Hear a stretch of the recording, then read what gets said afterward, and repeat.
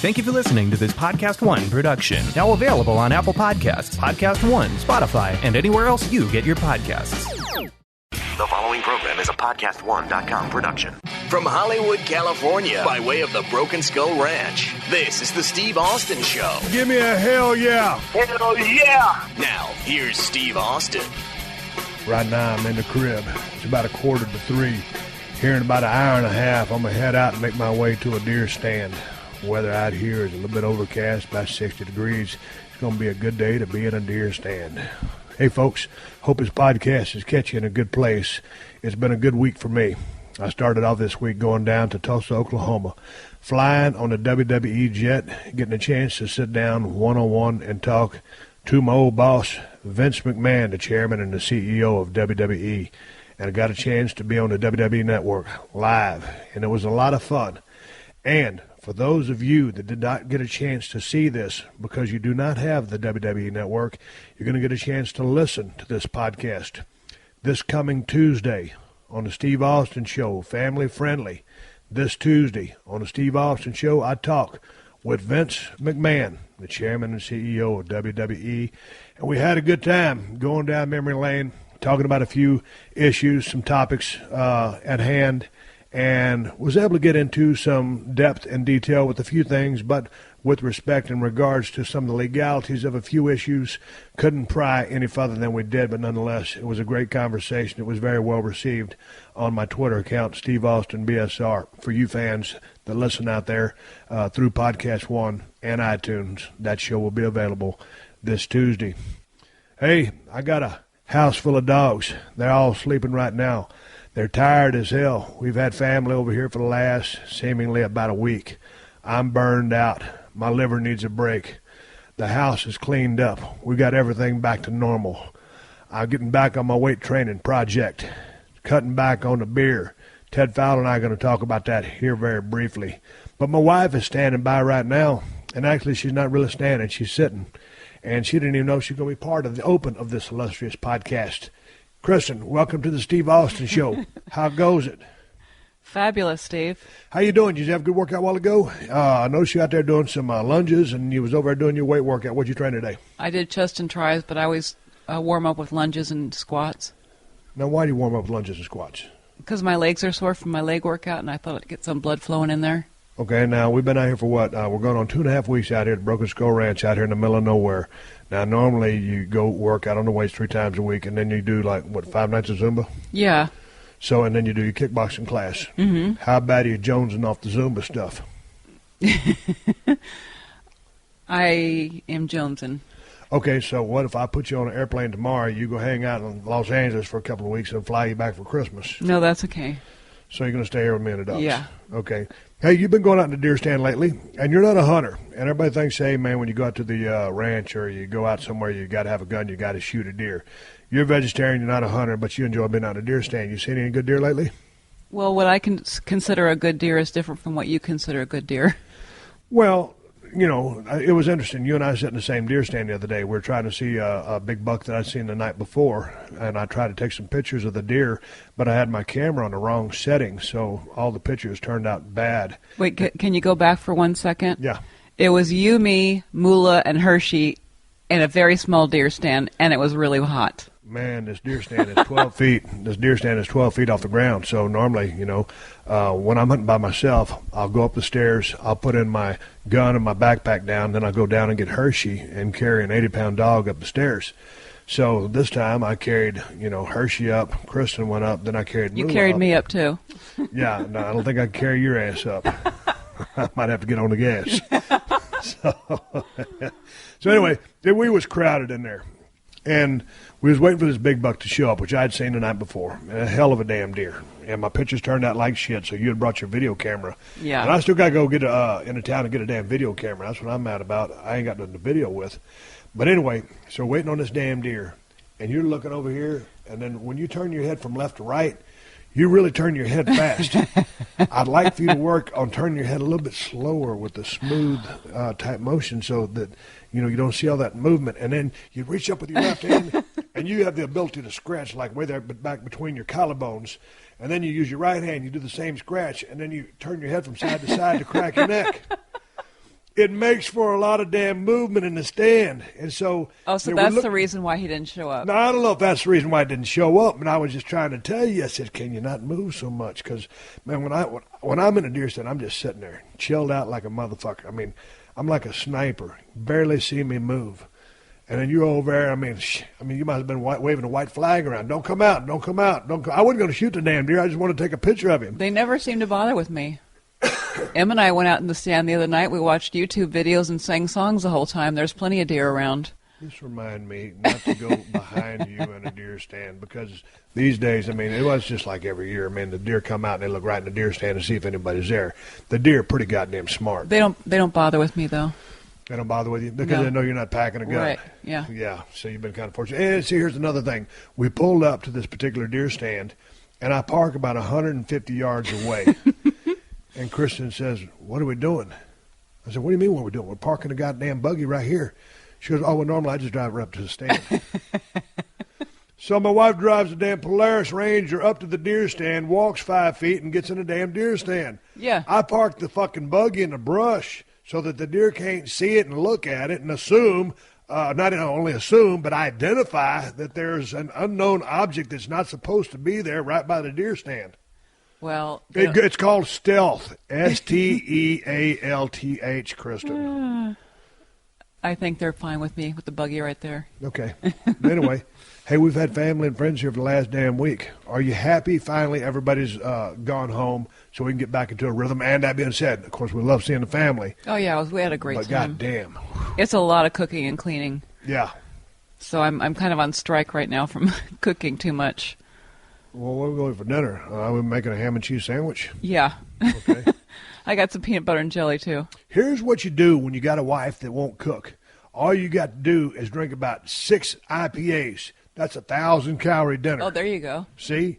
And then for dessert, bust out some of those jumbo-sized Frito scoops. Oh, no. And a little canister of that damn liquid cheese. Oh. It's kind of like almost solid, but it's liquid. That's like crack cocaine. Yeah, it is bad. And do we still have some of that? Yes, we do. And I wrote on there, highly addictive. Oh, see, here's the thing.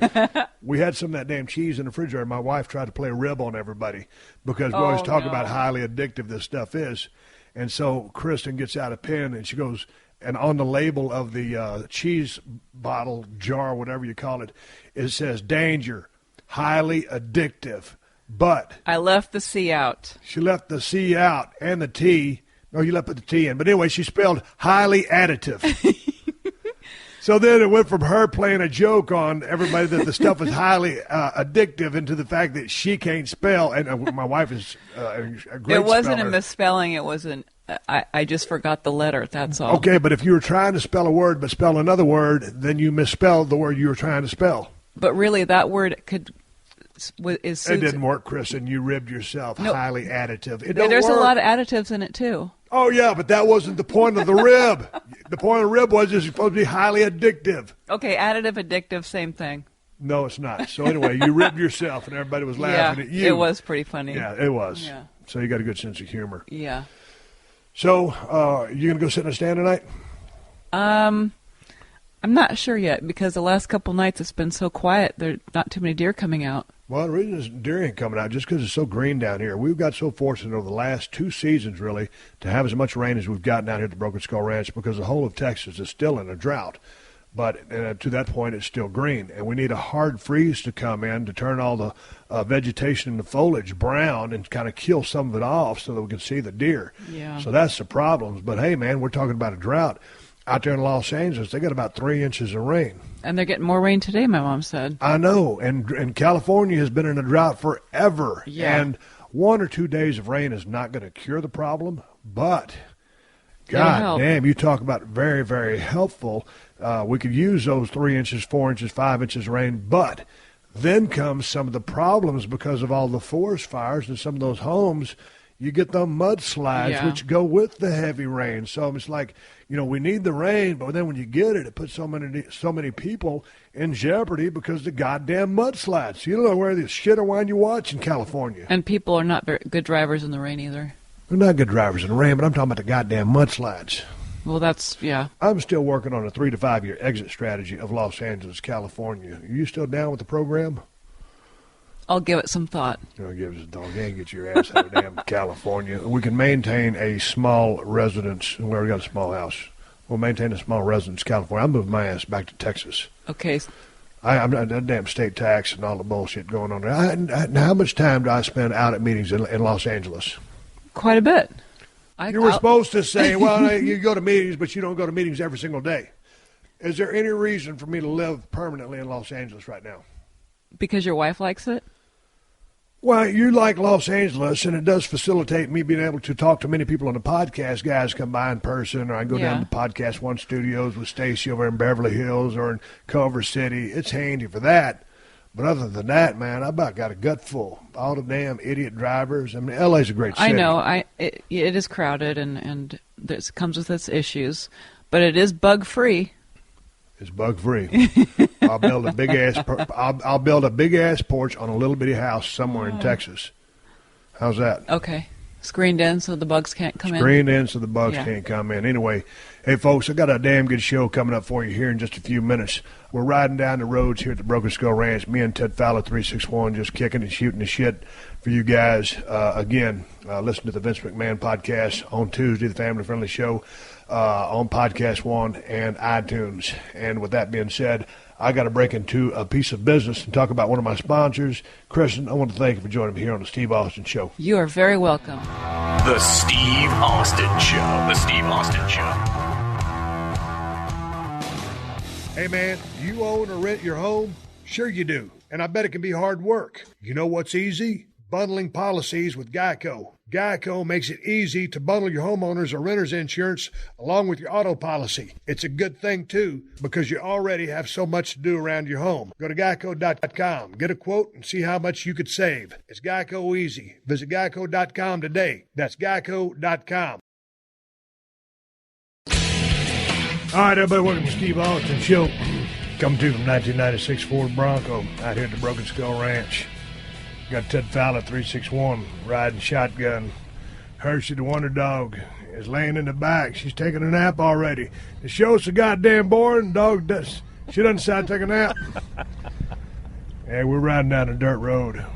It's overcast. It's cloudy. Temperature's about 60. It's a beautiful day out here as far as deer hunting goes. I've got a 308 on the center console, Leopold scope on the summit. We see a coyote, Teddy. I'm going to put this gun out on the mirror and squeeze one off at him. I see more coyotes out here this year than I've ever seen in the 8 years since I've owned this place. And you've taken out a couple of them. How many total coyotes you seen? Have I seen? Yep. Probably 24. I've seen a shit by myself. Yeah. Hershey saw one the other day. She thought she was going to go chasing after her. She took about 3 steps and decided otherwise. Great decision, Hershey. I think I need to put Hershey on a diet. She's been drinking as many IPAs as I have. Hershey, how you feeling back there? She says, turn around, shut the fuck up, and drive. Or I will bite you on your trapezius. Well, that just answered if this was the Unleashed show or the regular one. Yeah, this is Unleashed. And some bitch is coming out tomorrow. Perfect. Man, I was sitting there, Teddy, I was trying to round up some material, man. It's been one of them days. We've been having family over here forever, and then my brother had an extended stay. I didn't know my goddamn brother was coming down. I was happy to see him. Love him to death, but I didn't know he's going to stay till Wednesday. So anyway, they got off this morning, and I'm still tired from entertaining. And on top of that, put in that damn trip you and I made down to Tulsa to talk to Vince McMahon on the WWE Network. Here's the story about that. Me and Teddy got up early that morning. We left the Broken Skull Ranch at 9 a.m. sharp. We had about a 1:15 pickup. Made it into town, picked up some cleaning supplies for our guns over at Nagel's gun shop off San Pedro Boulevard. And then we went to Trader Joe's and loaded up on 7 cartons of water. And luckily, there wasn't a whole lot of motherfuckers at Trader Joe because they got that sorry-ass parking lot. At Trader Joe, we'd had this conversation before. I love you, brother, but you got to build a bigger fucking parking lot. And I was in my big-ass truck. So, Teddy, when you're driving that extended cab, 4-door pickup, 4-wheel drive, it's hard to crank it into a parking space made for a mid-sized car. Do you copy? Yes, I do. And I saw it. You about needed a shoehorn. Now, Teddy, you got a new love in your life. you picked her up the other day, head out to Broken Skull Ranch. Y'all went to Trader Joe's. Was you driving your white Dodge? Yes, sir. If you'd been driving that long, green, long bed pickup of yours, I don't know if you could have got that motherfucker in there, because that damn truck, how many miles you got on that thing? Damn near 300,000? I have 265,000 on it. Chevy still running strong, right? Purring like a kitten. Original motor? Original motor. Original trans? Couple No. of rebuilds? No, it's a couple of rebuilds. Couple of rebuilds, but that's a long son, bitch. Yeah, longer than a school bus. And it's got that 454 in it, so. So how's it on gas in, Teddy? Sucks. Sucks ass. Yeah. So you wasn't taking that green pickup to the Trader Joe's? No, hell, I'd still be going around in circles if that was the case. You put your goddamn dorsal fin on the top of that cab. It looked like a big-ass green Chevy Shark. So anyway, we picked up 7 boxes of damn water. Let me slow down a little bit. This rattling-ass damn all-weather road is rougher than a cob. So anyway, we picked up 7 boxes of water, and then we just left that. I picked up a couple of vegetables for the wife. Saw that. My illustrious wife, Kristen, the meanest woman in South Texas. That'll convert back to the West Coast as soon as we go back to Los Angeles. I'm just kidding. Honey, I love you. I got to make sure she listens to 15 seconds of the podcast. Half the time when she passes by and me and Teddy are talking on a podcast, she just shakes her head. She goes, I don't even know what you guys are talking about. I said, that's why you're not my demo. You don't listen to the show. The old eye roll. The old eye roll. It's the eye roll that will make the hair on the back of your neck stand up. So anyway, back to the task at hand, telling the story about when we went down to Tulsa for Monday Night Raw. We rolled up in there, hung around, and checked everything out. And, man, as soon as I got in that building, I can't remember the last time I worked Tulsa. It's been a long-ass time, but, shit, we just started making a... It's a funny thing about all those buildings, they're all the same. You got an arena in the middle, and it kind of either round or oval shape, and you just start walking down the hall, and then you'll see all the doors with all the labels on them of where everybody's at, whether it's talent dressing room, guests, vents, all that other bullshit. Found our little dressing room, got tucked away in there, and started milling around, and we headed down to the ring, squared circle, where all the magic happens. 20 by 20 squared circle where pro wrestling goes down. No sports entertainment up in this motherfucker. It's under the sports entertainment umbrella, but it's pro wrestling in my brain, Teddy. You've been a long-time wrestling fan. Hell, you damn near damn wrestling journalist. You done asked me a bunch of questions on the podcast last week, so since you're a wrestling journalist these days, is it sports entertainment or is it wrestling, goddammit? No, it's wrestling to me. It's wrestling. When they ring a bell, those guys start wrestling to entertain the fans, correct? Correct. Because what else do they do to entertain the fans? What? Name me one fucking thing they're supposed to do other than wrestle, Teddy. You know, you can put brawling underneath that category of wrestling, but inside a 20 by 20 ring, a squared circle, it's wrestling. Yeah, that's all you're supposed to do in there. So anyway, there we were, hanging around talking shit with a bunch of WWE superstars. Had an extended conversation with John Cena. Shit, we talked with John for about 30 damn minutes. What do you think about old Cena? Good dude, right? Yeah, he's very, very cool. Very, very articulate. Very, no, that was a good word. Very I like the way you said articulate, but you said very articulate. Okay, so yeah, much more articulate than myself, yes. So he was articulate. And you've got to understand, me and Teddy been on about an 8-day drinking spree. So the fact that Teddy ain't too articulate may still be is a not little to be held against him. I'm going to go ahead and go on record saying normally he's very articulate. That was eloquent. So, again, proceed with your thoughts of young John Cena. No, he's very, very well spoken, very educated about, the whole wrestling process and, what direction the company needs to go. Man, I tell you what, everybody, it's funny because I did the podcast with Vince McMahon. We'll get to that in a minute. But, you got these WWE fans, and they're all entitled to their own opinion. Each opinion is your own. It's a subjective business where, what you like, it might be completely different from what I like. But when you're talking about top guys, that's who and what John Cena is. And he gets a lot of heat for it because he hasn't had a ton of dance partners in recent years. He's really like the only guy at the highest level. And people say, you keep shoving him down our throats. Well, what other option do you have? CM Punk went home or got fired or got burned out, whatever. Daniel Bryan smokes his neck. He's got a surgery and then maybe an impending second surgery. Randy Orton was up there for a little bit and for a breath, and then he went, kind of a step down. You've got all the other guys. Triple H is going to wrestle part-time, so you don't know what he's doing. Brock Lesnar, because of the contract he negotiated, is part-time. And I say that with due respect because a contract negotiated is a contract negotiated. He's there to be obligated for the amount of dates they signed him to. So people get so mad about John Cena being a top guy. It is what it is. And at the end of the day, I will flip him heel. Hey, man, the answer ain't to flip John Cena heel. The answer is for the challenge that I issued to the damn WWE dressing room. They got a big roster of guys that are really green right now, but there's some good cats there. So when I called out the dressing room on the podcast with Vince McMahon, it was just about these guys going out on a limb, pushing the envelope, and taking a chance. And I got a lot of damn response on my Twitter account, Steve Austin, BSR. They said it's hard for the talent to step up when they've got a foot on top of their head keeping them down. That's bullshit. There wasn't nobody lit a fire under my ass, and I'm not going to sit here and talk about Steve Austin all day long, but I saw that I was going to have to do something to shake up the system and turn up the volume and push the envelope because the ringmaster was a suck-ass gimmick.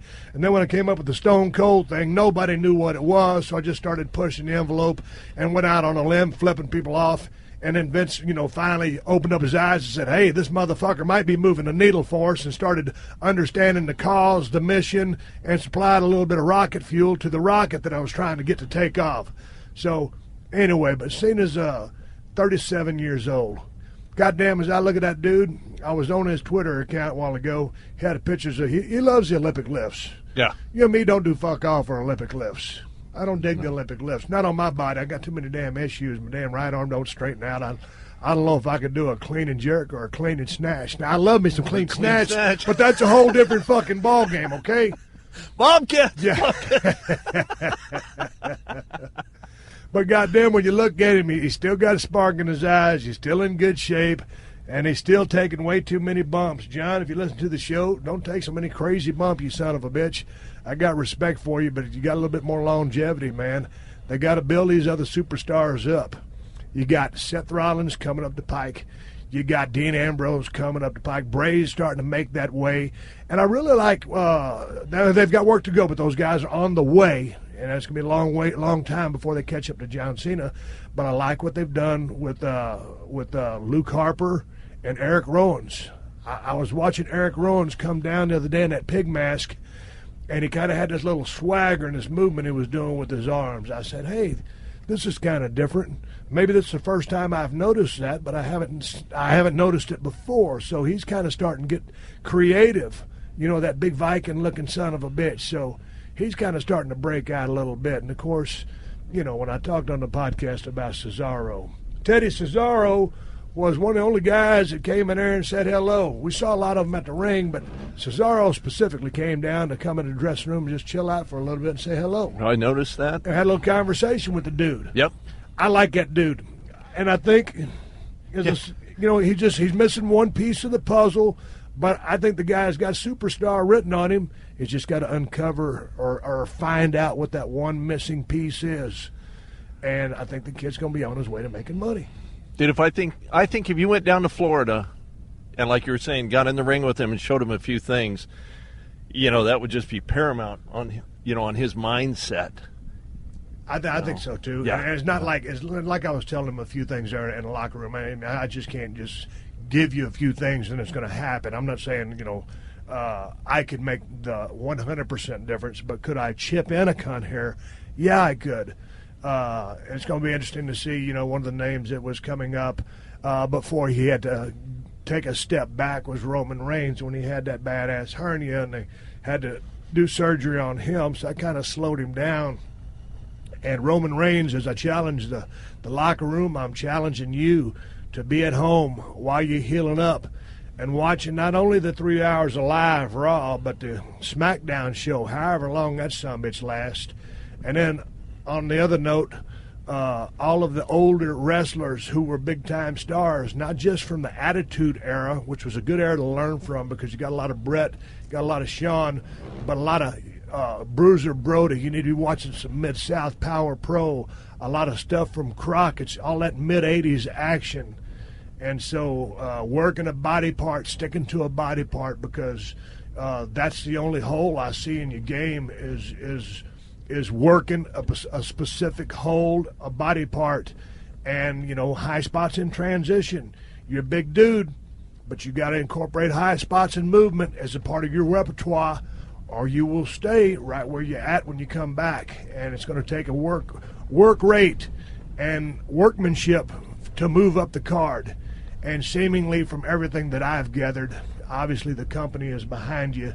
So anyway, just a shout out to a couple of guys to keep your nose to the grindstone, watch as much game film as you can, and that means just old videotapes. Get on the WWE Network, get on YouTube and Google some names specifically that were badass workers. And man, in today's day and age, Teddy, you were there in the room up against the wall when I was talking to Vince McMahon on the podcast, and I was telling him, hey man, pro wrestling, sports entertainment. Right. At the end of the day, in my opinion, you got to learn how to wrestle, and it's still about pro wrestling. They can call it whatever the fuck they want, but it's fucking pro wrestling. It's a 20 by 20 squared circle. So you got to be able to perform in that ring and tell a damn story.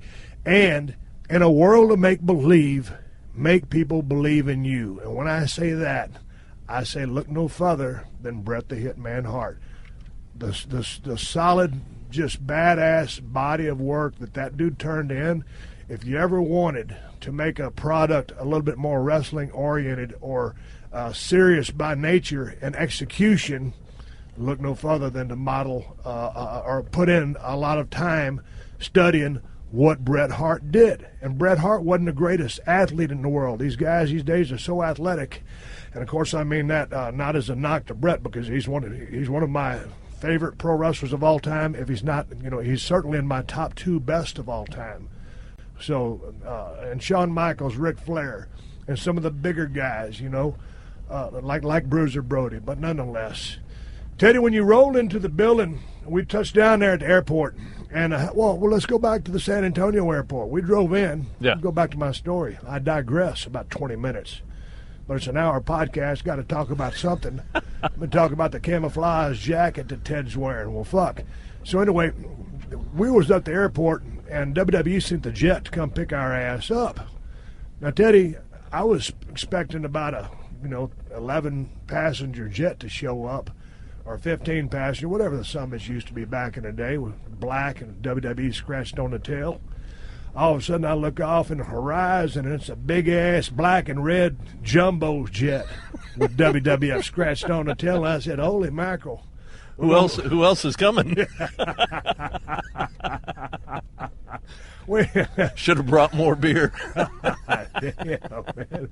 They unrolled that goddamn, they opened the door, and them stairs came down, and I had one bag full of different T-shirt options and a pair of jeans that I was going to wear on the podcast, and shorts to travel in, because I always travel in shorts for the comfort.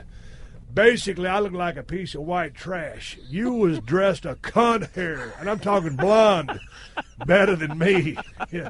I'm not running you down, but I'm just saying, okay, I'm actually giving you a compliment. You were better dressed than I was, Teddy. You think I could have found a jacket that didn't have deer blood on it? I was thinking about a Carhartt jacket. I got my hunting jacket, and I got my good jacket that you gave me last year for Christmas. That other son of a bitch, it looks like somebody's been wearing it in a butcher shop. But, man, we sat down on that airplane, and the lady, the flight attendant said, is there any more of you? Is there? Yeah. Just you two? We kind of looked at each other like, yeah, it's just us. Do we WTP? What does WTP mean? White trash personified. Can we get a cold beer up in this long black and red motherfucker? Got a one man entourage. God damn. So this is it's we drank a Coors Light on the way up to Tulsa. Yeah. Didn't want to go get shit-faced and maintain our professionalism. It was too early in the morning, too. Well, I mean, it wasn't too early in the morning to drink beer. It's just too early in the morning to get shit-faced if you're going to do a podcast about 12 hours later. Well, I needed one to calm my nerves anyway. What were you nervous about? I'm kidding. Oh, okay. You're not a nervous flyer, are you? No, I don't give a shit about that. I care about crashing, but no, the flying doesn't bother me. You care about crashing. Well, I guarantee you one thing. Anytime you get up in an airplane, you ain't got to worry about getting stuck up there. You go come down either on the wheels or on the nose. Preferably on the fucking wheels. What goes up must come down. So we get over there to Tulsa. They pick us up, take us to the building. We start hanging around and talking to John, seeing the other guys. When we got around the squared circle there, Teddy, did you want to go in there and start hitting the ropes like an idiot, or just was cool to sit there and shoot the shit with the guys? No, dude, it was cool just to, sit there and shoot the shit with the guys. And besides that, the divas were up in the ring. So, you got a little eye candy, and then you got to talk to the guys and listen to stories and stuff. So, no, it was very cool. Very cool. We sit there and talk to Kane, old Glenn Jacobs, for about 30 minutes. That's a funny motherfucker. Yeah. Now, when you see him, he looks like a monster and a killer in the damn ring. You sit there and talk to the dude. He's one of the smartest guys on the roster. Yeah. Did that surprise you? Very much so. Very much so. I didn't expect him to come in with his little Ben Franklin glasses on and, hair all slickered down. And, even with the corporate Kane deal that he's working, he come in and what kind of T-shirt did he have on? What? Oh, I can't even remember. Yeah, I don't know. But Jesus, his traps arms were about to stretch out the neck hole. That son of a bitch. Glenn's been in the gym. I can damn sure guarantee you that. Once or twice, yes. It was funny. He was talking about coming off the road there for a while. And the dude got so bored, he called up WWF and said, "Hey, man, I'm ready to go back on the road." He said, No, we can put you on a part-time schedule. No, full-time. I'm ready to go back on the road. Yeah, we got something going on this weekend. He's like, "Well, I was thinking tonight. I'm free tonight. Run in. Yeah. I'm free tonight." Yeah. Man, it was funny because, I remember when I got out of the business because of my neck, I wasn't ready to leave. Don't get me wrong. I'd had my gut full of the business. I'd quit for 8 months, all that other bullshit. But when I finally had to ride off in the sunset, it took me about 3 years to get that shit out of my system. So I can understand, his desire wanting to go back and being on the road, but also for the paychecks as well. Oh, absolutely. And the thing about Glenn Kane is, he was a non-drinker. When I left the business for 3 years, man, goddamn. I'll tell you what, whiskey, vodka, and beer sales were way up there. If you had stock in Crown Royal, mister, you'd have made some money during that 3-year period. But I got all over that. What was your takeaway from your adventure, your first live event at WWE? All of the backstage stuff was just mind-blowing. How many employees it takes, how much stuff it takes to put on that type of show.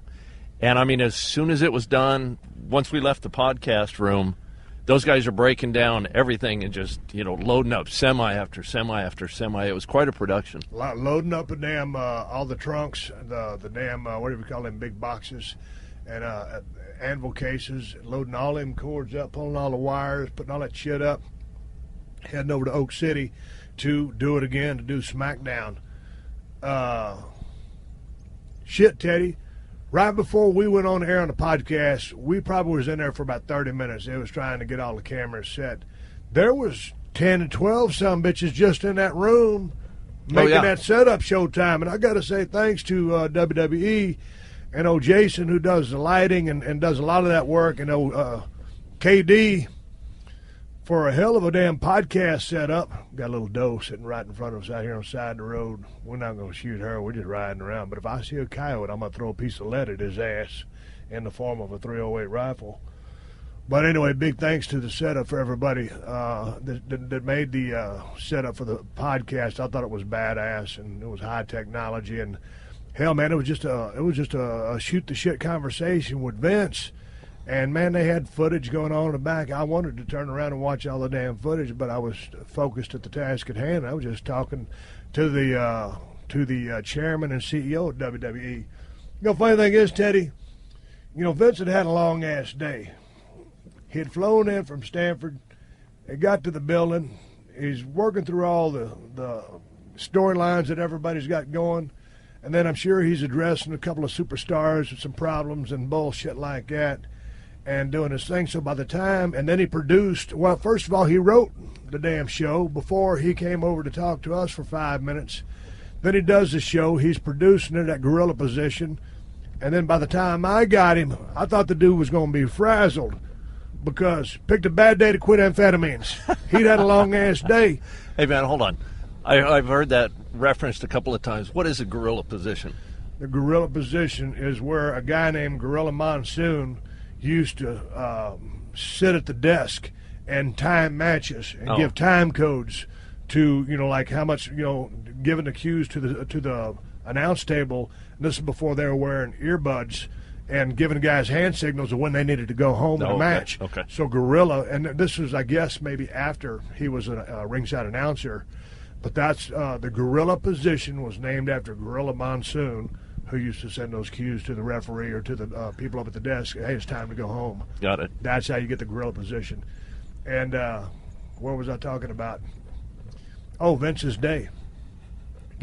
After you and I got on a jet, and we did that podcast, talked to Vince, and then shot the shit with Triple H for another 20 minutes, shot the shit with KD, Kevin Dunn, and then by the time, and I had a beer and a half while we were sitting there shooting the shit, and they got back on an airplane, and we had taken a 6-pack of Lost Gold IPA from the Real Ale Brewing Company with us, and I knew I had to drive home, so I cracked off in about 1.5 of those, and then we had that long-ass drive back to the Broken Skull Ranch, and I was a whooped ass. I was pretty damn tired. You weren't too talkative. Were you burned out? Were you frazzled, flabbergasted, tired as a motherfucker? What was it? No, I was just tired. I was tired.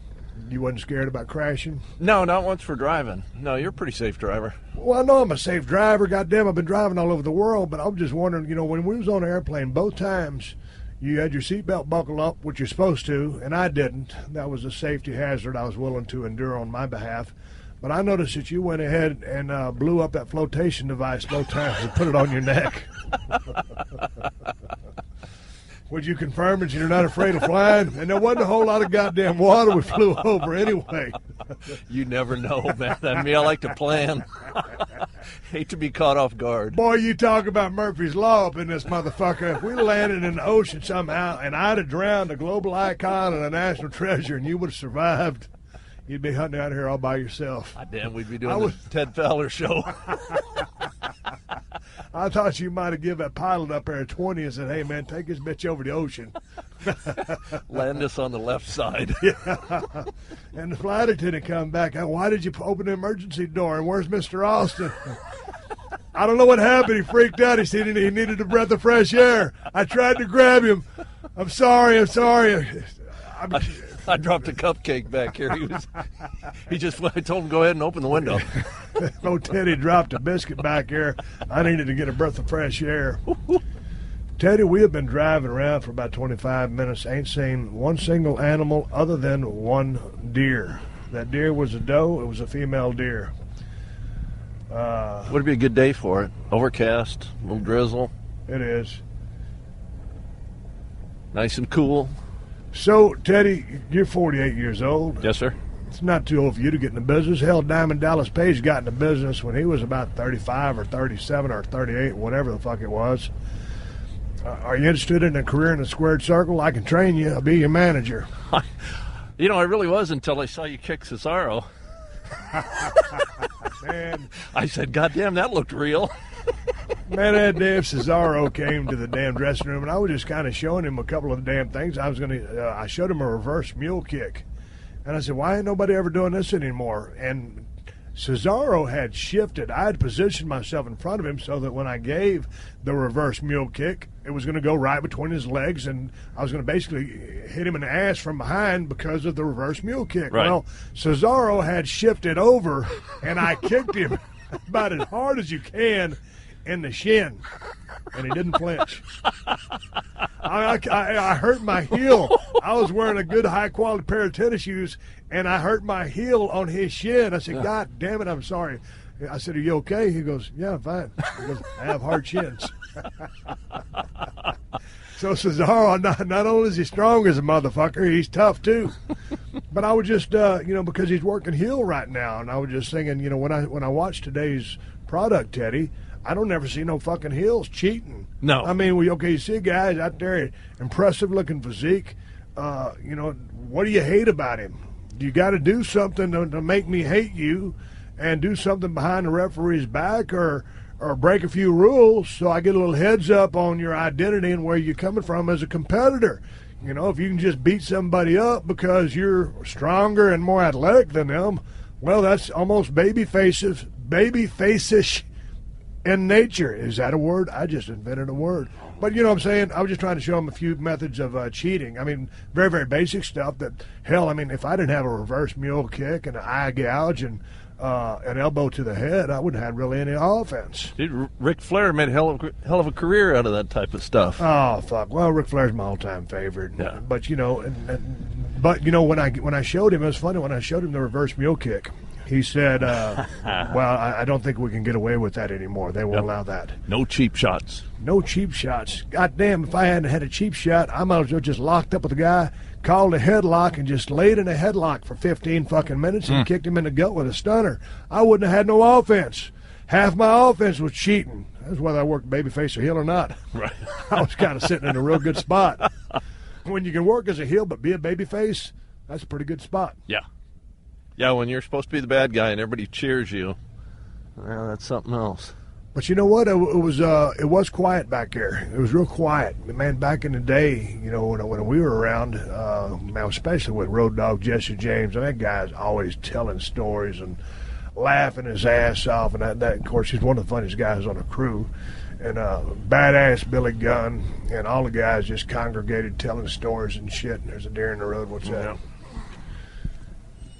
Doe. Yeah. We're on a south fence line about 200 yards away. A doe, a deer, a female deer's in the road. Swig a die Red Bull for the working man.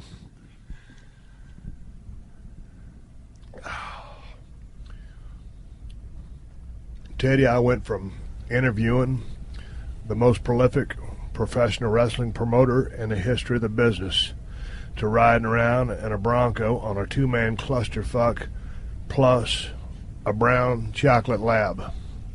Funny how things change in such a short time.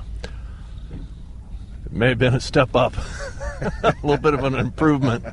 No, that interview with Vince was very cool. It was very informative. Saw a totally different side of the guy that you see on TV, that's for sure. I really enjoyed interviewing him. A couple times I saw the gear spinning in his head. He was giving a politically correct answer to a few things. I thought it was very open and honest. I thought that he was that. But, when you're talking to the dude that's the head of, this big corporate monster, this WWE, sometimes he's got to choose his words wisely. We would have delved in a little bit deeper to the CM Punk issue, but as he stated right there, while I was talking to him, he didn't want to wash that laundry in public, so I did not push the issue. There were many follow-up questions which I could have followed up with on any of the subjects that we talked about, but due to the fact that I knew we were somewhat limited as to how far we could go, I wanted to ask these questions, but to pry too much would have put him at a level of uneasiness. But I think now that I gained his trust, so to speak, I think if we were able to do another one, I think we'll just be flying by the seat of our pants, and it'll be a whole lot more spontaneous and even more fun than the first one was. And I got on my Twitter account, Steve Austin BSR, and people really enjoyed the conversation. So once again, before we shift gears and move on, I want to say thanks to everybody at WWE. I want to say thanks to Vince McMahon for doing the podcast, and, Kevin Dunn, the flight up there, all the boys. Again, I'm still challenging the locker room for all you guys to step up, push the envelope, and get yourself over. And don't be satisfied with the creative that they're giving you. If you can come up with something better, and every now and then, hey, sometimes you got to go do what you got to go do. And with that being said, I don't mean, taking a razor blade and getting color in the middle of a Monday Night Raw match like Brett and I did at WrestleMania 13. I'm just saying, do what you got to do. And try to take a step up the next level. And with that being said, I know that's easier said than done. Hey, I'm riding around the Broken Skull Ranch with Ted Fowler, just shooting the shit on a two-man clusterfuck on a gray, cloudy, rainy day here at the Broken Skull Ranch. Hershey the Wonder Dog is sleeping and farting behind us. In the seat behind me, I've got a 308 with a 3-14 scope on it, pair of binoculars. We're looking for coyotes while we shoot the breeze and talk about bullshit here on the Steve Austin Show. I'm going to take a little break, come back after a few words from some of the sponsors who keep this show on the air for free. FREE, my favorite four-letter motherfucking word. Coming right back after this. The Steve Austin Show. The Steve Austin Show. Hey, man, do you own or rent your home? Sure you do, and I bet it can be hard work. You know what's easy? Bundling policies with Geico. Geico makes it easy to bundle your homeowners or renters insurance along with your auto policy. It's a good thing, too, because you already have so much to do around your home. Go to geico.com, get a quote, and see how much you could save. It's Geico easy. Visit geico.com today. That's geico.com. Steve Austin Unleashed. Unleashed. All right, everybody, here we come, right back from a break. Thanks for the words from sponsors. Keep this show on air for free. When I hit the pause button there, as me and Teddy are riding around the ranch doing this podcast, I said, all right, Teddy, I like that first 32 minutes of the show. I said it flowed easy, and we kind of talked about what we did. I said, you got anything fresh, anything new you want to talk about? Teddy thought for just a millisecond. If you wanted to say millisecond and use one less syllable or two less syllables, I could have said cunt hair. So Teddy thought for a cunt hair of a moment in time, and he says, well, it'd kind of be boring to talk about drying out and getting back in shape. And I figured, what's so boring about talking about drying out and getting back in shape? Teddy, what do we need to do here? What's your assessment of the situation? It's not like we've just been getting shit-faced drunk every night. That's not the case. No. But every night, 2, 3, 4 beers. Well, it wasn't that way last season. Last season we were pretty regimented with our eating and drinking and, just our six-pack Saturday. That worked out pretty well. Weight went down, got in pretty good shape. Just going at it a little slower pace this year. Well, goddamn, I finally got settled into a groove, man. When you come out, I come out from doing those 2 shows, Redneck Island, and while I was doing Redneck Island, I filmed that Wendy's commercial, and then I went to Broken Skull Challenge, and then came out here, and it was 2 weeks of culture shock, just trying to get back into a groove and not have a specific task at hand to go do. And then my gym in L.A. is a half mile from the house, and when you come out here and you're in the middle of nowhere, you got to get back into the groove. Right. So, but that being said, 4 IPAs, versus 6 once a week is a shitload different in calories because those IPAs usually average anywhere from 220 to 250 calories a beer. By the time you get that 1,000 calories in on top of your food every single night, it adds up to a drum. So I think, we'll taper back now. I'm good. All the family's left. I told you last night, I said, man, we might as well have a couple more beers tonight. My brother's heading home. We'll shoot the shit with them and then get in the gym. And we was just fixing to work out right before we got in the Bronco to cut this podcast. And I said, well, fuck. I better get my podcast in so Stacy can put this motherfucker together. Yeah. And then we can train after we get off the weights. So we did chest tries yesterday. That was a good workout. Yeah, it was a real good workout. So we're going to do back and biceps today, and I think we're going to start off with deadlift again. Man, I've been digging that deadlift. Is your back good? Yeah, better than those shorts I was wearing. Well, we was doing deadlifts the other day, and poor Teddy ripped his goddamn shorts. When he bent over, all my family members were walking around. At least you had your blue underwear on. At least I was wearing underwear. It is a holiday. Yeah, yeah. I'll leave the blue underwear hard to follow that one up, isn't it?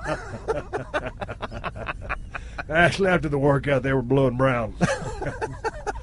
So deadlift, we'll start off with deadlift, and we were doing those gimmick bent over rows. You didn't seem to like him too much. What happened? Oh, my right elbow was acting your up elbow on me. fucked up on you. Yeah. You know you're getting old when your elbow starts bothering you on a bent-over pulling movement. Yeah, when you're supposed to be using your back. Yeah, no kidding. No kidding. Well, you're right. Talking about cleaning up and working out got boring real fast. Next subject. What else you want to talk about, Teddy? We can't touch on politics. Politics suck ass, man. I mean, you got your Republicans, you got your Democrats, you got your Tea Party, whatever. The thing about politics and religion is, man, it's Chevy, Ford, Dodge. Whoever, believes whatever they believe, what are you going to do? Talk them down, make them change your mind, make them see your way of seeing things, what you believe? I don't like to get into the politics on the show. Now, if someone were to stop me, at a function or something like that, just want to sit there and start talking politics, I'll talk politics all day long. I just don't like doing it on the show because I think it's a divisive subject, and that's not what my podcast is designed to do.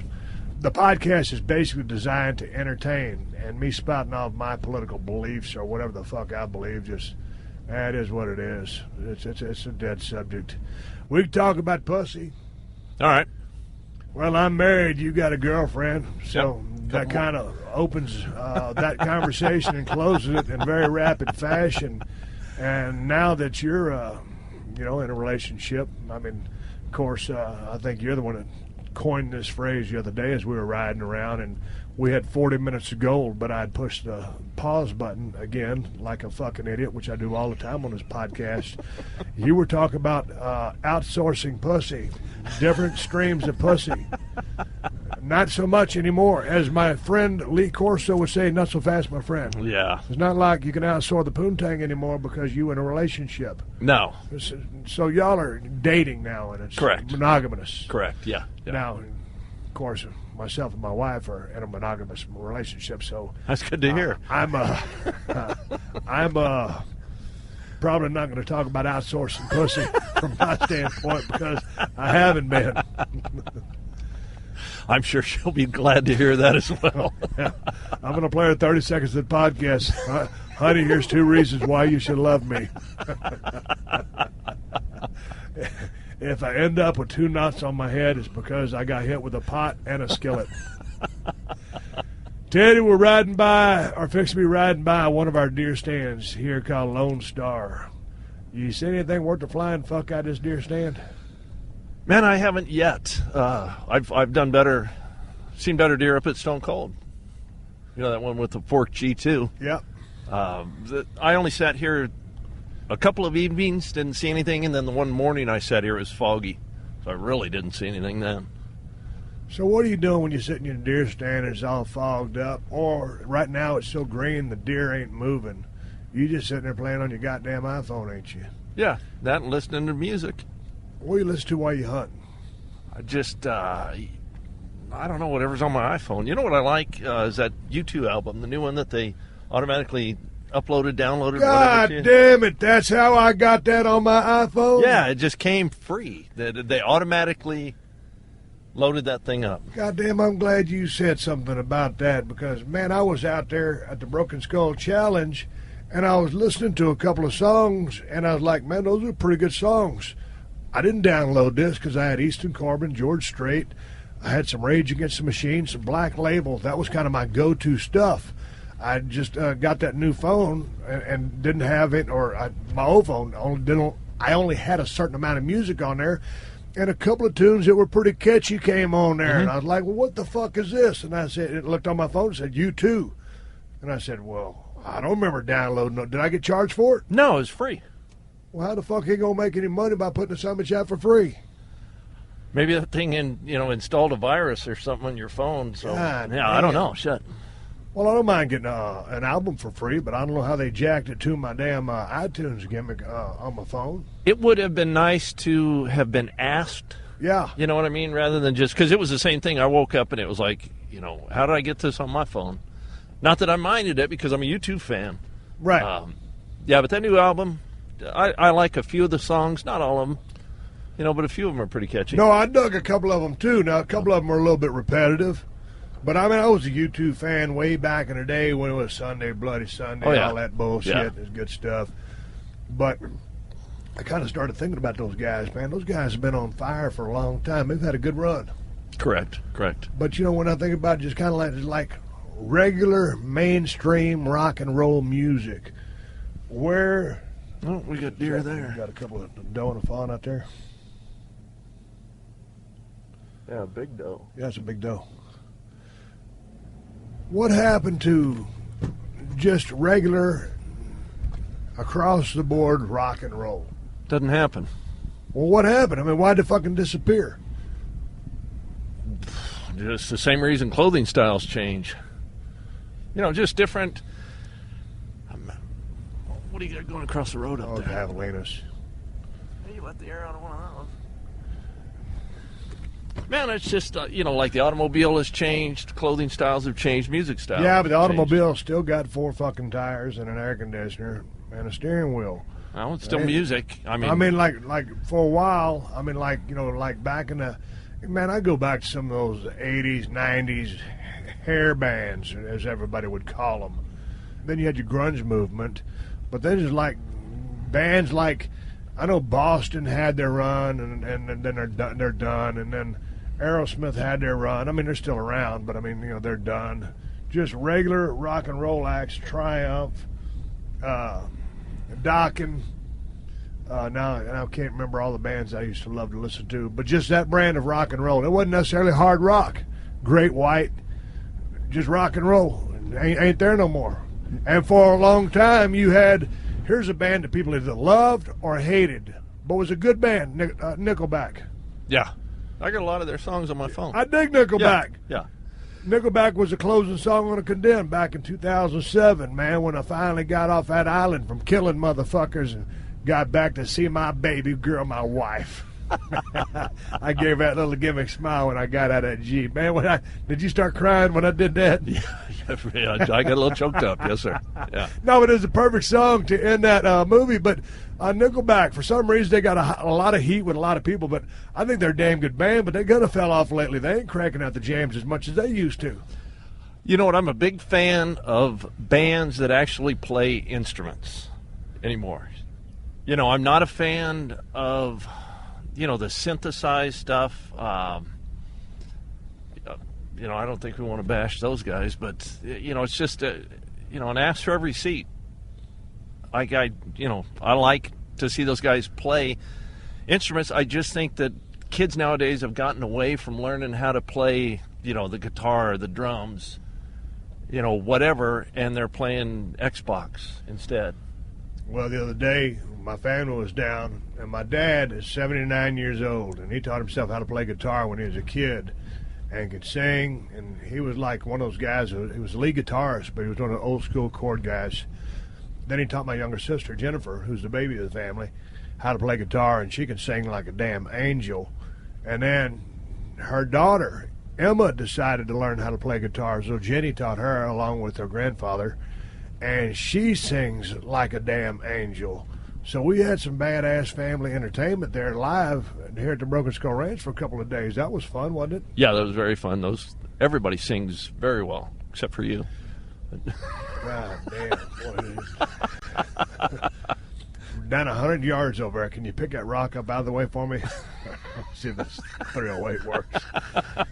You know what, Teddy? Well, first of all, you're right. I can't sing worth a flying fuck. But you know what I was going to do? I told Kristen the other day. I was watching something. No, I was talking with a guy who helped design the Skullbuster, Broken Skull Challenge. And he's a big guitar player. And we were talking musicians. We was having a couple of beers out there shooting the shit. And he says, "Guys, Steve," he goes, "you love the guitar so much. He goes, why don't you learn how to play?" And I said, "You know what, Alan?" I said, "I've always, wanted to. And I've got an acoustic guitar that was given to me by Zach Wilde. They're in my closet there at the house here at the ranch." And I told him, I said, "Man, if I just tried to practice for 1 hour every day in 5 years, I ought to be able to play halfway worth of fuck.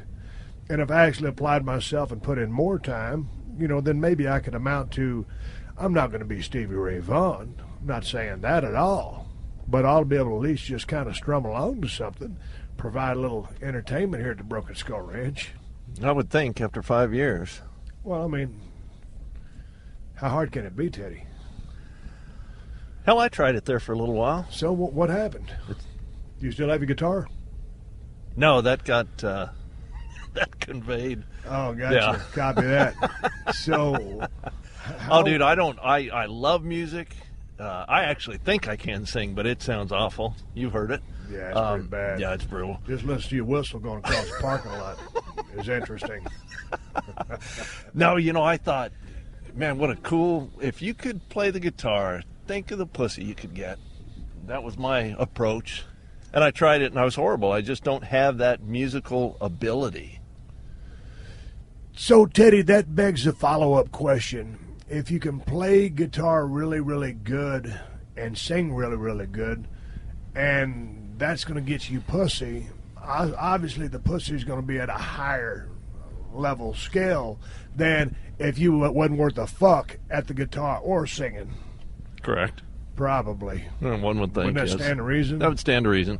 So, one would aspire, and that's why a lot of these guys got into music, because of the chicks. I mean, not only did they have a genetic or an ear for the music, but a lot of guys just wanted to get the music for the women. Those guys are genetically predisposed to be musicians. I mean, I see that in your family. With your sisters, your niece, and Jeff. Jeff, my brother. Yeah. You either have it or you don't, and I don't know if you can, make it out of nothing.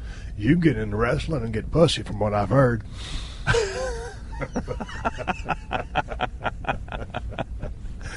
I'm just saying. Can you?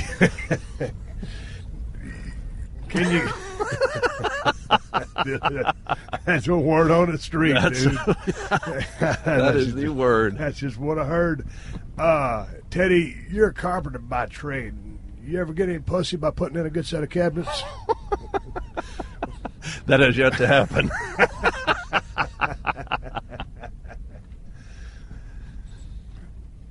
Could happen, though, right? Oh, it could happen. Yeah, could happen. Yeah, but now that I'm in a relationship, being a good boy, I just take money in lieu of cabinets now. Okay, there's the follow-up question. Is that the same doe we were looking at a while ago? Yes, sir. What if some good-looking female said, Teddy, I need a wood floor, but I ain't got no money to pay for it. I do have other things on the menu that I could help pay for this floor. Think about stained concrete, ma'am. It's considerably cheaper. Let me get you in touch with my concrete guy. Teddy, the ranch speed limit out here, according to the signs posted on the road, is 20 miles per hour. We got a lot of off-field traffic out here. Has anybody been breaking the speed limit? A long time ago, weren't you in the Polaris with me when I chased that motherfucker down? Yes, I was. He's going about 60 miles an hour. Look at them javelinas. Yep. See if I can get a picture of those guys for the... Hang on this, Teddy. Yep. Well, he's taking pictures of these javelinas as they're running across the road. That one stopped. Javelinas, Teddy? Look to your left. I see them, but I can't turn my fucking neck here. I got a broken neck, goddammit. Teddy's trying to tell me I ain't Linda Blair in the fucking Exorcist. Shit. Ted's trying to tell me to look at deer at 180 degrees the other direction what I was looking.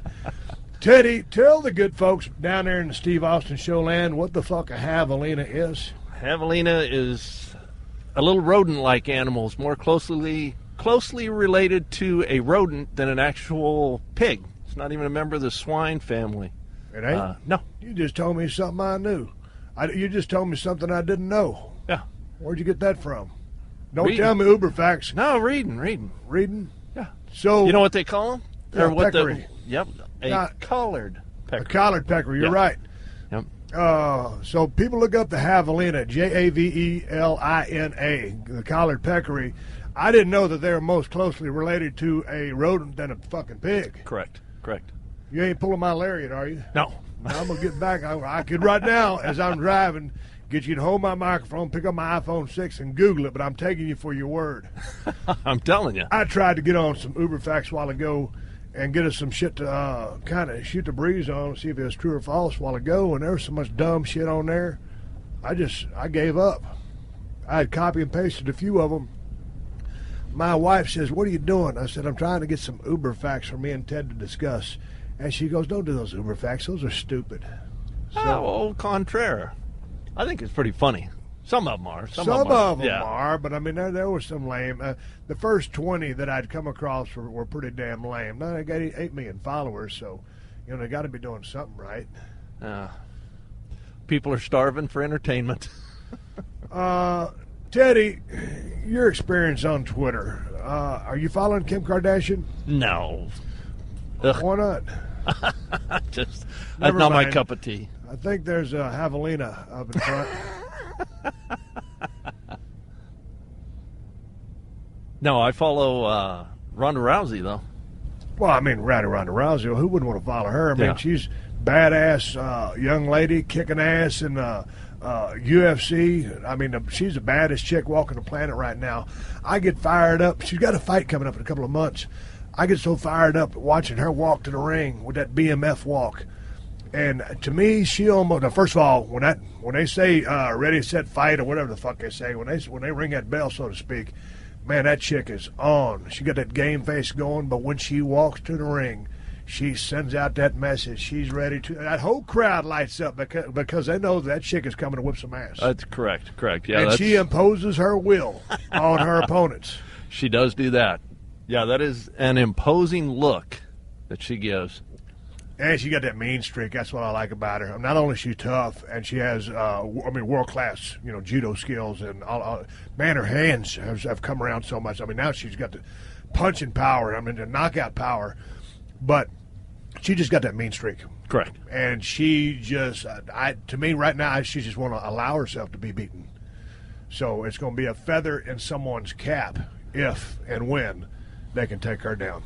But that's going to be easier said than done because she's badass.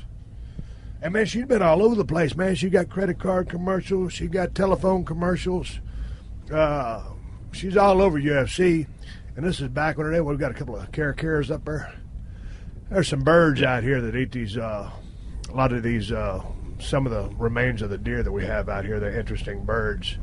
But, man, she's all over the place. And back in the day, Dana White said you'll never see a woman fight in the UFC.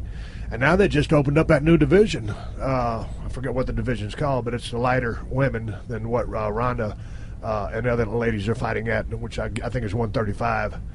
With these, I think these chicks are buck 15-ish or whatever. Was that the straw weight or? I can't remember what the damn is. I'm sorry, I can't remember the weight class, but yeah, you went from not having girls at all in the UFC. Now you got a couple of divisions. It's a marketable product. Oh, dude, I mean, I'm a fan. Don't get me wrong. Do I want to see a whole card? No, but I like when there's a couple of women's fights on the guys' card. Oh, absolutely. So, yeah. Absolutely. Man, we got javelinas all over the place today. Well, we got to get our bows. Well, dude, you brought your bow. Dude, you done brought your bow down. When are you going to get the summit out and try to start slinging some arrows? I'm waiting for you.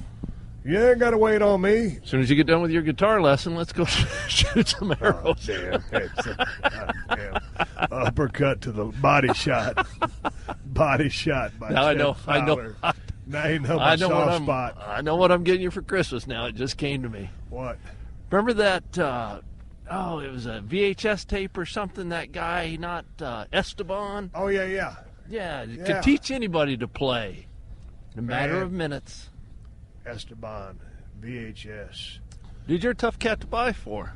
Man, I tell you what, my buddy Henry Garza from Los Lonely Boys, he always tells me, come on, brother, man. He says, I can teach you how to play with one finger. I can teach you how to play guitar in 1 hour. Of course, this guy's kind of like the reincarnation of Carlos Santana meets Stevie Ray Vaughan, and he's telling me that he can have me playing guitar in an hour. Henry, you're a close personal friend. I love you to death. But you ain't that fucking talented. I'm like a mongoloid over here. Hands the size of a goddamn baseball mitt, and you're going to teach me how to play guitar in 1 hour with one finger. I'm going to be playing a real shitty, simple song, if that's true. Either that or hit the play button on a recorder. Doesn't make for a goddamn good comedy show.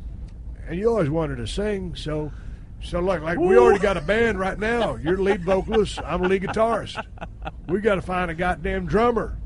Here's the problem. We need a manager. Oh, we got to have a manager. I already got someone in mind. I got a manager in mind, but we got to have a drummer. We got to have a bass player too. We need two more people to our ensemble, or at least a drummer. We can be a 3-person group. Well, we're gonna have to sub Well, that shit, you're out. gonna be singing. Why can't you learn how to drum too? Dude, I can't get up and do my dancing. Oh, so Singers got to do a little hip throwing. Oh, so I didn't know I was riding next to Mr. David Lee Roth. You gonna jump up and do a couple of high kicks and that turnaround fucking martial arts kick he did? That's it. I got my tasseled chaps on order. You're like, man, I love it when you hit the snare drum twice when Teddy jumped up. And Teddy said that wasn't no snare drum. That's both of my hamstrings ripping. You ain't, Teddy, I would venture to say I could probably, my vertical leap, I watch the NFL Combine every year. When football is over, I go through my jonesing period, and then all of a sudden they start getting ready, spooling up for the Combine on Channel 212, NFL Network. And you watch all the guys running the 40s, doing the bench press, and then doing the vertical jump and the long jump. I bet if they put my ass out there, I could jump about a foot off the ground, 12 inches. I mean, that's probably about as good as it's going to get. So you might be able to jump 14 inches. I do. I wouldn't even want to jump. No, come on. I need a good laugh. I've been depressed lately. I've been kind of down in the dumps. Help a motherfucker out. I do some of my best work close to the ground where it's nice and safe. Hey, Teddy, you got a little bit of height on you. What are you, about 6'5"? 6'5", yes, sir. You're 6'5", you're 245? About 243 right now. No, I'm probably 245, yeah, since we've been drinking the beer. Yeah. Okay, so you got a little bit of height, but you was a baseball player. Correct. You didn't decide to play no b-ball? Play some hoops? Too much running. You lazy motherfucker. Dude, God damn, dude. Come on. A genetic trait. Okay, so what do? Just hope to stroke one every time you get up to bat? Because you're a softball fanatic. You play a lot of softball. Y'all drive to tournaments. So what do? Get up to plate, just hope you stroke one out of the park so you can walk around in the goddamn bases? You got to run in baseball? Yeah, but I'm station to station. 70 feet at a time. I'm not a speed demon. No, I'm big, I'm tall, I'm white. I'm not supposed to be fast. And I'm not supposed to be able to jump high. I'm a designated hitter / catcher on our club. I thought you played the hot corner, third base. I have since moved off of that. Oh, okay. Yeah, we got a better guy. Got a little more reflexes. Well, he tried to play the hot corner about 3 weeks ago, and a guy hit a ball past me before I could get my glove up, and I said, "Waiter, check, please." Yeah, but Teddy, you told me about a couple of the drinks you mix in the dugout. Sometimes you're about a little bit buzzed when you go out there to do your designated hitting. Once again, I got to settle my nerves. I'm like a cat. I'm real nervous. Have you ever considered keeping like a little bag of catnip in your glove? Or is it just a jack's a lot easier to come by? Yeah, I can set the jack behind the bag and hope nobody pulls it down the line and knocks my drink over. Yeah. Well, you told me one time, I think you'd made a drink or whatever. It was like double stout, and someone just picked it up offhand and took a swig out of it, and it almost killed them or something. About like you with that moonshine. God damn, man. Here's a story for you. Somehow, some way, I don't know how it happened, I got a jar of moonshine in my possession the other day. Now, when I was in Hartwell, Georgia, there was a dude that brought me some watermelon moonshine, and it was probably about 80 proof, I'm guessing, but it was good and it was smooth. And a lot of times, you people that know the moonshine, they got that apple pie, and I forget what the other flavor is. It's real popular. What's that other flavor? I've only had the apple pie. Okay, but that apple pie is good Yeah. shit. I mean, it's just like drinking apple pie. It'll give you a little bit of buzz if you drink enough of it. Motherfucker brought me some of that clear. You were there when I took a sip. Dude, yeah. I cannot explain to you. I took a cud hair's worth of a sip because the dude that handed me the bottle, that handed me the jar, said, "This is about 190 proof." Yeah, he said it was red hot. He said it was red hot, and it just clear as a bell. And I said, it didn't look too thick either. That apple pie kind of has a little viscosity to it. I just took a little swig of that motherfucker, and you saw the look on my face. It was like I had swallowed battery acid. It hit the left side of my throat and actually burned my throat. And I come up out of that goddamn couch, and I was looking for something to chase that shit down, and I didn't know where the shit had wound my watch. I actually thought for a shoot I had been poisoned. Someone had pulled a rib on me. That's how fucking bad that stuff was. And I said, I dare you to try this shit, Teddy. And then I said, no, I don't want you to try it. Because if something happens to you, then it's going to be on me. That's how strong that shit was. And what did you do with it? What did you do with the remaining portion of it? No, I'll let you finish the story. You know exactly what I did with it. What did I do? We got up, put all my shit in a bag, and there was a mason jar with clear liquid in it, and you finish the story. You unscrewed the top, poured it down the drain, got the cleanest pipes in all of Tulsa. I picked up that moonshine. It was a brand new jar of moonshine in a mason jar, and it was just given to me by a close personal friend. And I said, this stuff is not going to harm anybody because you can't leave something like that behind. I can't be responsible for that. I don't just grab my jacket, wipe off all the fingerprints, and leave it back there for someone just to get a hold of it. And I always hate, wasting something that's of value. Correct. You just, hey, give it back to the person that you got it from, or, I wasn't going to be responsible by saying, hey, dude, so-and-so just gave me this moonshine. I don't want it. Here you go. And then it's on me. Right. So I poured that shit down the goddamn sink, and then the pipes melted, and there was moonshine on the cement, and then it bubbled off that and ate a hole in the cement. That's when we grabbed the bag and got the hell out of the room. I mean, son of a bitch. And it was the old brown bag special when he handed me the son of a bitch. It was in a brown paper bag. And, boy, if that doesn't reek of suspicion, anytime someone hands you anything in a brown paper bag, most of the time there's repercussions or suspicions. Correct. Yeah, it can't be legal, you wouldn't think. No. I mean, it can be legal. It could have just been a bottle of whiskey in there, but it wasn't. We're heading back to the compound, Teddy. It's getting close. Time to go out and get in a deer stand. And do you have any idea where you go hunt today? Probably go down to Riverside, still looking for that one-horned buck. Put a hole in him. Man, I might go back down to tired of hunting Johnny Cash. I was thinking about going to Lone Star, but I've been kind of bored over at Lone Star. I haven't hunted Turnbuckle yet this year. You hunt there the other day? Yeah. Say anything? Yeah. There's a real good 11 over there. Broke G1 on his right side, but a good deer. 4.5. How old is he? 4.5. Yeah. And we're gonna work out after we hunt. Correct. You want to say hi to your girlfriend? Hi, girlfriend. See you in a few weeks. She doesn't listen to the show, does she? No, only when I tell her it's cool, too. Oh, no, today's not cool, too. Danger, Will Rogers, danger. Yeah. Hey, did you ever watch, what's the name of that, Lost in Space? Lost in Space. Man, I was a big fan of Lost in Space. Did you ever dig that? Yeah. That was good. That Will Robinson? No, Danger Will Robinson, yeah. Oh. And the professor. Goddamn it, or the scientist guy, whatever his name was. Oh, shit, that guy used to irritate the fuck out of me because he was always the one that got heat on him for fucking up. Yep. And, of course, you had the chicks. They were pretty hot. Correct.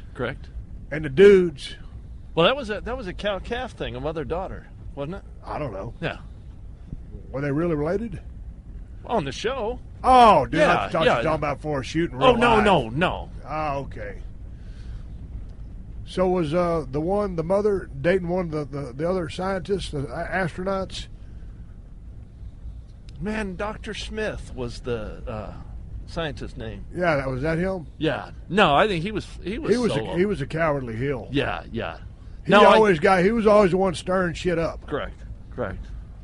No, I think it was one of them was with the major, and then the other one was, I don't know, just along for conversation. What about were you a big Gilligan's Island fan? Oh man, I loved Gilligan's Island. Man, that was a good show. Yeah. What about you had to have been a fan of Speed Racer, the car? No, dude, you asked me that the other day. I never. No, that wasn't my thing. All right, get out of the Bronco. Can we get a little closer to the house? Walk back to the house. No, maybe this will increase your vertical leap. At 245. If you get down to 240, you might be able to jump higher.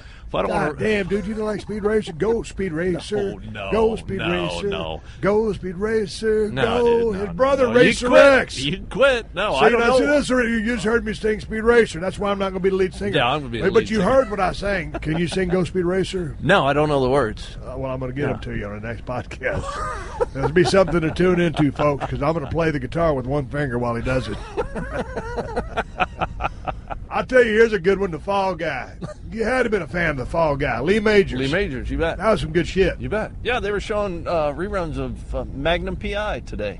Oh, Magnum was Tom cool. Selleck. Magnum was cool. You ever watch his new show, Blue Bloods? No. I heard it's a real good show. I'm just not down with it. I like the old Magnum days. Another good show back in the day was Three's Company. Oh, yeah. Couple of hot chicks. John Ritter. John Ritter was funny as fuck. Yeah, John Ritter was funny. That dude was talented. Oh, Mr. and Mrs. Furley. Oh, yeah. Yeah. Don Knotts. Classic. Yeah. What's another good one I used to grow up watching? Hey, man, on Saturday mornings, Land of the Lost. Land of the Lost, yeah. Oh, Watch that. Will and Holly. Watch that. And the Yep. dad Yep. and the Slee Stacks. Yep. Man, the Slee Stacks would open up a can. The only problem with the Slee Stacks were they was almost Fowler-like. They couldn't run fast. No, they couldn't. I don't mean that as disrespect to you. No, you're stating the obvious. Yeah. God damn it, man. I just stepped in it. Every time I take a step, I step in it. But I mean, the Slee Stacks, they were great. They were great heels. Correct. And they kind of made that sound. They kind of made that little noise. But the Slee Stacks I used to always get mad at the Slee Stacks because they're so goddamn slow. And I'm not saying, they were Fowler-like in their movements, so I'm not calling you dumb. No. But the Slee Stacks wasn't smart. They couldn't put together a game plan to catch Will and Holly and the old man. That was good storytelling, man. If they had been fast and caught him, show wouldn't have ran as long as it did. See, that's why you need to be booking the territory right now. We got to call Vince McMahon. Get on the hotline. These ideas, Teddy, that you've just created are just explaining why Will and Holly were never caught by the Slee Stacks would make you a qualified writer for WWE. You could be in charge of booking some of the greatest storylines moving forward in the reality era. What say Ted Fowler to that idea? I'll tell you what, give me his number. Let me have a couple of drinks tonight, get half slopped up, and I'll call the old man and see. Bend his ear. Now, hold it just for a second. You just had a story the other day. You got drunk. Oh, we won't mention the name, but you fired off a damn email to someone or a tweet to someone. But you'd gotten a little bit sauced up. So had you Okay. So you haven't got on any social media and gotten sauced up and sent out any belligerent tweets lately, have you? Not since the last one that came with a little bit of ramifications. But you never got on. You're not getting on eBay and drinking, are you? No, I don't. I like my money. I hold on to it. No, words are free. Words are free. So this idea about you booking for WWE, should I call Vince up? Or do you want to have those drinks and then I'll give you his number? Yeah. No, let me get a couple under my belt just to calm my nerves. A little liquid courage. Yeah. I think better when I've been drinking, so that's probably the best time. What to if approach me you with any have? ideas. Okay, I'm going to back you in this effort.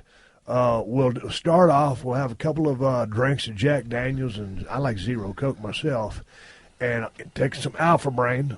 And then we'll get pen and paper, or pencil and paper, rather, like back in the old days. We'll take a look at the current talent roster in WWE and book a territory. Dude, could you imagine that?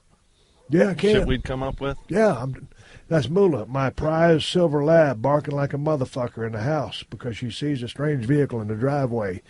God damn it, it's me, Moolah, shut up! That's what you do when you need to shut a dog up. Of course, she's still barking. Teddy, anything else you want to add before we close off this illustrious edition of the Steve Austin Show? When's your dog training video going to come out? Which one? Oh, that one? Yeah. Probably not any time too soon. I'm probably going to make like an e-book.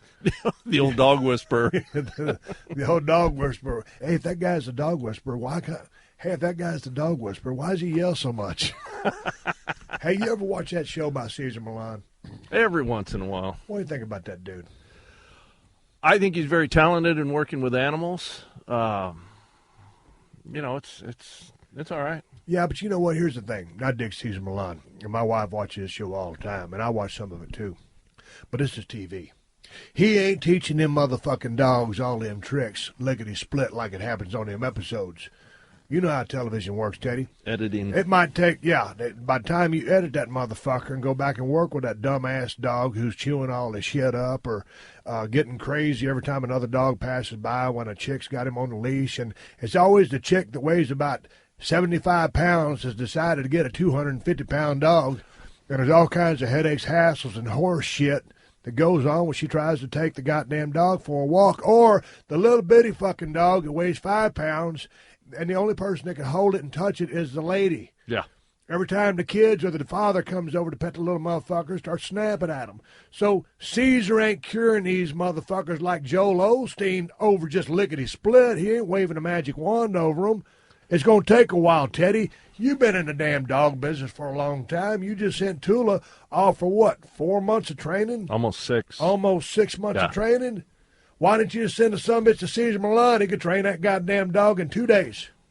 Did Joel Osteen do it in 30 minutes? Yeah, you had to go Osteen on me.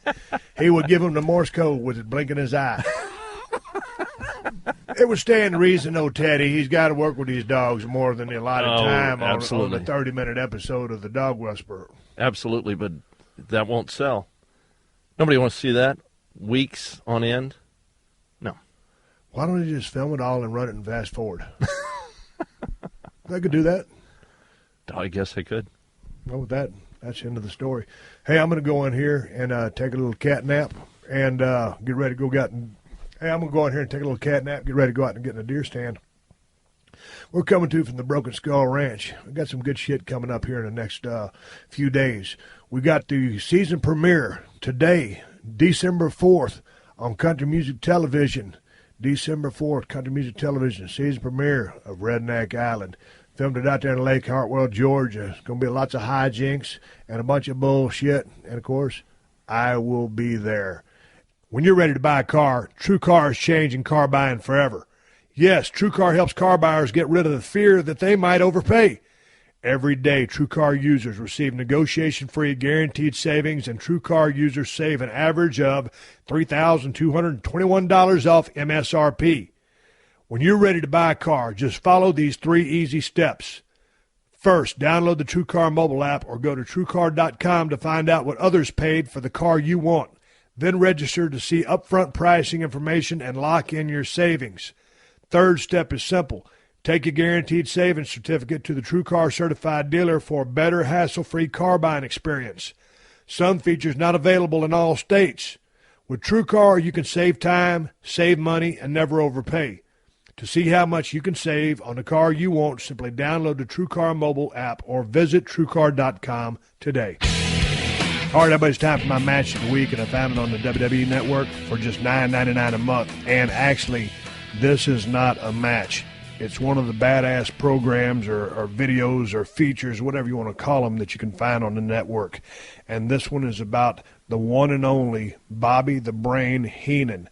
Now, I just turned it on my iPad, I put it on the network, and as soon as I hit the tap to watch button, this thing came up. And I said, hey, man, you don't have to go any further than that.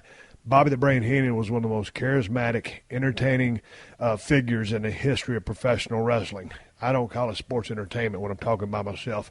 Bobby the Brain Heenan was so smart, so funny, so charismatic, so witty. He could work his ass off. He was just one of those guys who could do it all. So what I'm recommending you watch, if you have the network, is the special on Bobby the Brain Heenan. A one-of-a-kind guy that made me laugh my ass off, and then he'd make me hate him, but God dang, what a talented guy. Check out the special, Bobby the Brain Heenan, on the WWE Network. This has been a Podcast One production. Download new episodes of The Steve Austin Show every Tuesday at PodcastOne.com. That's PodcastOne.com.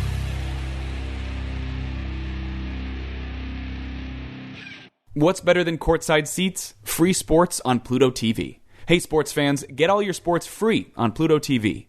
Pluto TV is your home for sports. Watch 24/7 channels of MLB, MLS, MMA, sports news and analysis, plus documentaries, TV shows, and movies, all for free. No signups, no fees, no contracts, ever. Download the free Pluto TV app on any device. Yo, what's good? It's your boy, Big Brother Jake, a.k.a. Jake Warner. My government name. Check it out. I host a show called the Big Brother Jake Podcast, and I've taken my talents to the biggest and baddest platform on the planet. That's right, baby. PodcastOne. My show is unique as I talk about everything. Life, sports, entertainment, being a single dad juggling several jobs. I'm a hot mess, but it's damn entertaining. Subscribe and review now on Apple Podcasts and listen on PodcastOne or wherever you get your podcasts.